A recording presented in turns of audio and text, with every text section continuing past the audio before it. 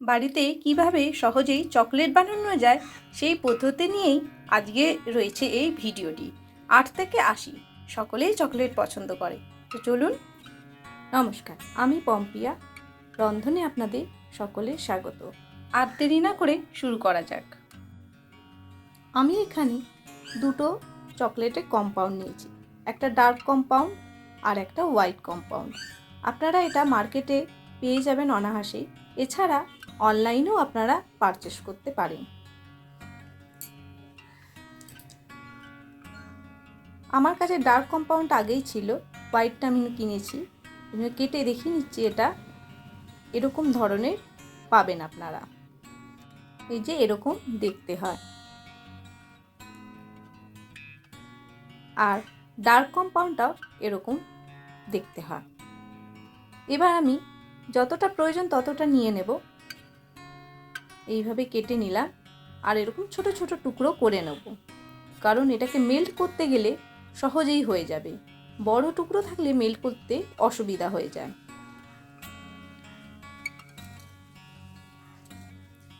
আমি ডার্ক কম্পাউন্ডটা কেটে নেব।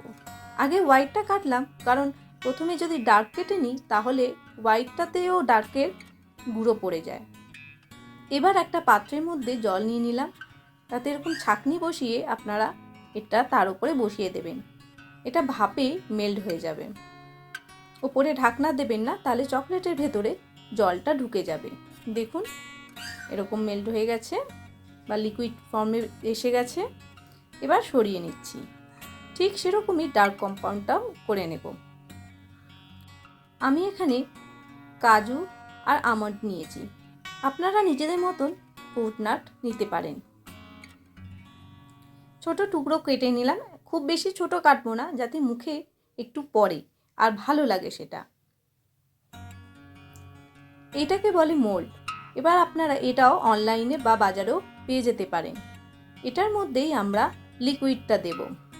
এটা বিভিন্ন শেপের, বিভিন্ন আপনারা যেরকম ডিজাইন চাইবেন সেরকম আপনারা পেয়ে যাবেন। দেখুন ডার্ক কম্পাউন্ডটাও লিকুইড ফর্মে নিয়ে এসেছি।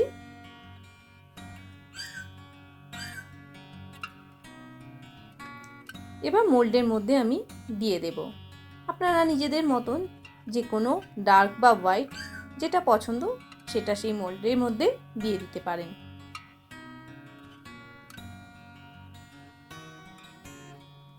এরকম করে সবকটা ফিল আপ করব।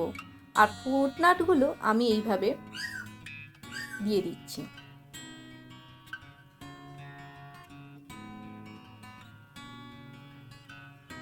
কোনোটাতে হোয়াইট, কোনোটাতে ডার্ক, আপনারা যেটা যা পছন্দ করেন সেইভাবেও দিতে পারেন।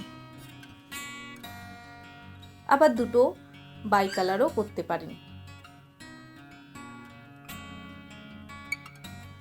এইভাবে প্রত্যেকটা মোল্ড আমি ফিল আপ করব।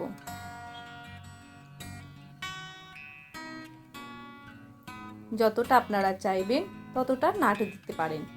এবার একটুখানি এরকমভাবে নাড়িয়ে নেব যাতে ভেতরে এয়ারটা বেরিয়ে যায়। এবার মোল্ডটা আমি ফ্রিজারে রেখে দিচ্ছি। আপনারা ফ্রিজ বা ফ্রিজারে দুটোতেই রাখতে পারেন। ফ্রিজারে রাখলে 5 মিনিট আর ফ্রিজে রাখলে 10 মিনিট। মাইক্রোওভেনও 1 মিনিট দিয়ে আপনারা এটাকে লিকুইড ফর্মেও আনতে পারেন কম্পাউন্ডকে।